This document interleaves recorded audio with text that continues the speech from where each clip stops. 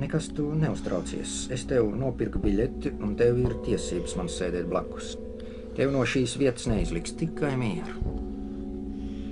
Nē, pilsoni, šī vieta nav tukša.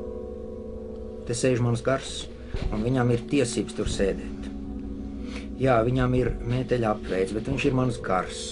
Manī pašā arī ir gars, un šis arī ir manējais. Man ir divas dvēseles, tāpat kā jums dubult daudz miesas. Jūs ar savu miesu bieži esat mani izstūmus un aizņēmus divas vietas, ļaujiet tagad sēdēt manam garam. Jā, jūs izspiežat ar miesu. Es pazīstu jūsu miesu trolejbusā un veikala rindā. Es zinu, kā jūs protat cīnīties ar miesu par miesu. Mans gars bija pagājuši vasar slims, viņam vajadzēja siltu jūru un mazliet dienvidu saules manam garam. Bet ceļa zīmu uz dienvidiem dabūjāt jūs, jo jūsu miesas mani izstūma, jo viņi gribēja pie citām miesām, tur pie Melnās jūras, visu miesu paradīzē. Mēs ar savu garu palikām pilsētā, ceļa zīmu mums iedeva ziemā, kad vairs nebija vasaras, bet vasaru manam garam toreiz ļoti vajadzēja, nevis gribējās, bet vajadzēja. Tikai mieru, neuztraucies, tev ir tiesības te sēdēt. Pilsoni ir nekaunīga un spēlē uz nerviem. Miesa vienmēr ir nekaunīga. Vienīgi uz skatuves balerīnām un mākslas vingrotājām miesa nav miesas, bet dvēseles forma. Sēdi pašapzinīgāk. Tas, protams, ir sīkumaini par kurortu. Bet jūs man izspiedāt arī no glēznas. Jūs tajā tikāt iekšā. Es paliku aiz rāmjiem, jums toreiz bija augsta pazīšanās kaut kādā rāmi pārvaldē. Jūsu paziņām patika rāmi, viņu pēc vispār visu dzīvi varētu būt tikai rāmji. Bet ierāmēt viņiem vislabāk patika redzēt miesu, papliķējam, pataustām, nedomājam. Labāk traktēt govi nekā slaucēju. Un tā es paliku aiz rāmjiem.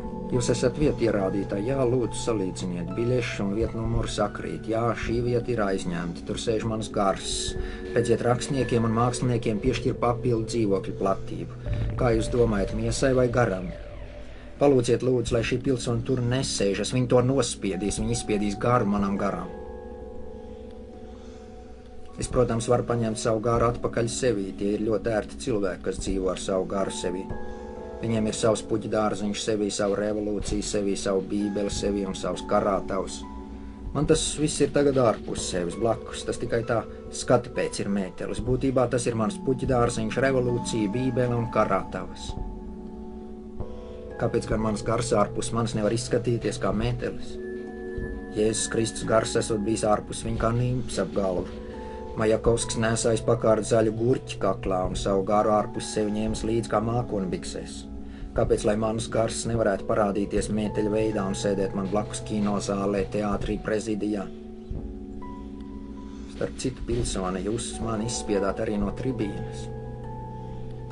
Toreiz, kad es no tās runāju, jūs iespraucāties katedrā, it kā manis tur nemaz nebūtu.